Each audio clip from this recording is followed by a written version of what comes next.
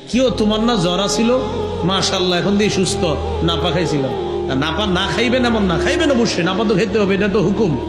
ওষুধ খাওয়া সুন্নত, এটা খাইতে হবে আপনার। ওষুধ খাওয়া কি এটা সুন্নত, অসুস্থ হইলে ওষুধ খাবেন সুন্নত। কিন্তু আপনি জিজ্ঞাসা করলেন, যেই মাত্র কম্বলের নিচে ছিলেন, আল্লাহ আল্লাহ আল্লাহ, বারবার আল্লাহরে ডাকতেছেন। যেই আপনি সুস্থ দোকানের সামনে চা খাইতে আসছেন, সবাই গো কি আব্দুর রহিম, মাশাআল্লাহ সুস্থ হইছো? হ্যাঁ, নাপা খাইছিলাম। কম্বলের নিচে কতবার কইলেন আল্লাহরে, অথচ দুইজন একই রোগী, হসপিটালে রিপোর্টও আসছে, সেও নাপা খাইছে, আমিও খাইছি, সে ভালো হয় নাই, আমি ভালো হয়েছি। তো বুঝতেছেন না কোথায় কাজ হচ্ছে? তা আপনার তো বলা উচিত ছিল এইভাবে, হ ভাই অসুস্থ ছিলাম, আলহামদুলিল্লাহ সুস্থ হয়েছি। ডাক্তার বলছিল নাপা খাইতে, আল্লাহর নাম নিয়ে নাপা খাইছি। কেন এই শব্দ, এই বাক্যটা একটু বাড়ায় বললে কোথায় সমস্যা আছে? আল্লাহর নাম নিয়ে নাপা খেয়েছিলাম, আলহামদুলিল্লাহ সুস্থ হয়েছি, বাস এই তো হয়ে গেল।